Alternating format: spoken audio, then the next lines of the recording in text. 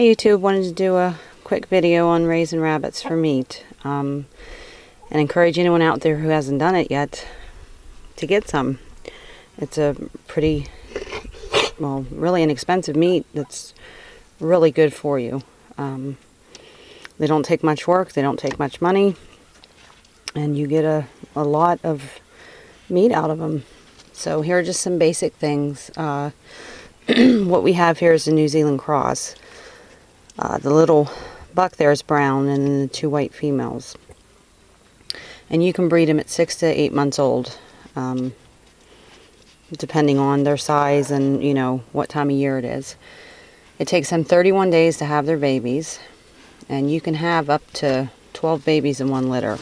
Our neighbor has a doe that actually has more than that, almost consistently. After the mama has her babies, you want to wait 8 weeks before you rebreed her. And the babies can be weaned at 5 to 7 weeks old. It depends on their size and if they're eating and, you know, drinking good on their own. Now when you do breed, you want to bring the buck over to the doe's pen. The doe over to the buck's pen. Because if you bring him over into her pen, he's going to want to sniff around, look around, and, you know, not do what you brought him there to do. So, and yeah, we leave the bucks in with the does for 24 hours. That way you know that he bred her several times. Rabbits can have 4 litters a year depending on the weather where you live. We don't breed in the wintertime because this is how bad our winters are up here.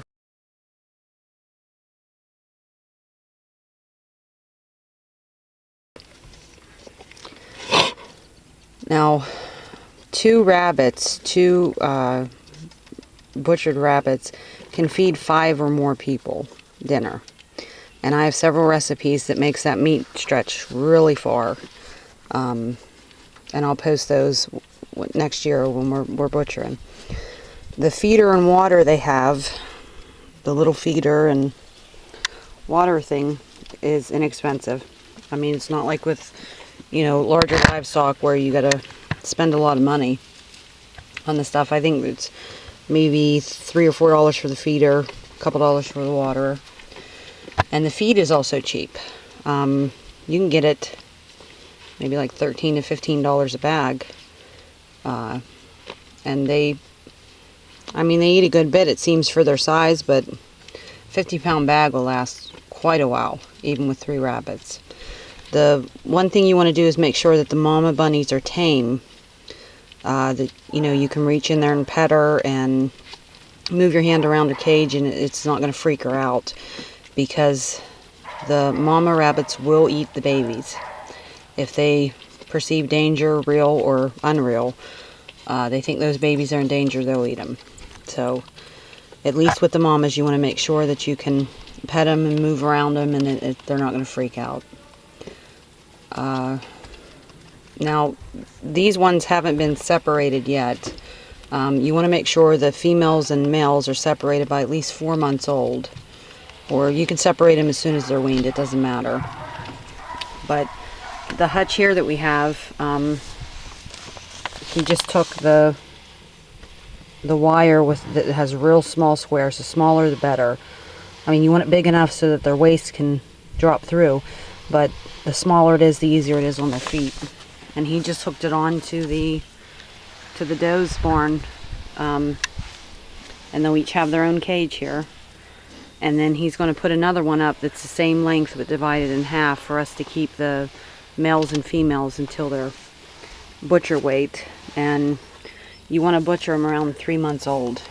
That's when the meat is the most tender, and really anything after 3 months, you're just toughening the meat. You might get a little bit more meat on it, but it's not going to be as good a quality.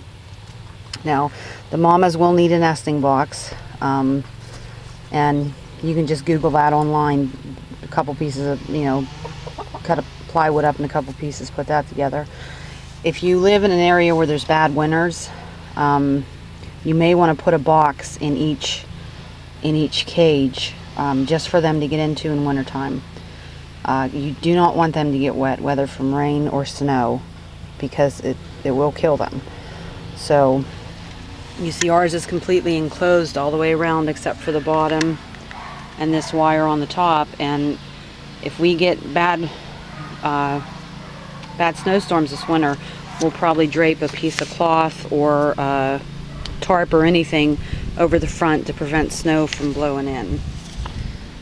So that's it.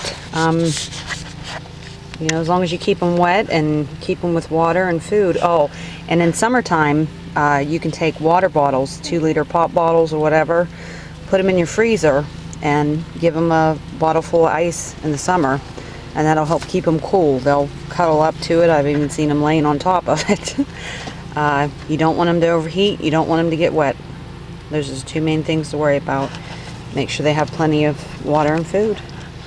And enjoy the pretty cheap and didn't take a lot of work dinners that you can get. So I hope this encourages somebody. You know, maybe you're trying to start a little homestead and you're not sure what kind of animals are going to work for you. Rabbits definitely is something you might want to look into. So thanks for watching.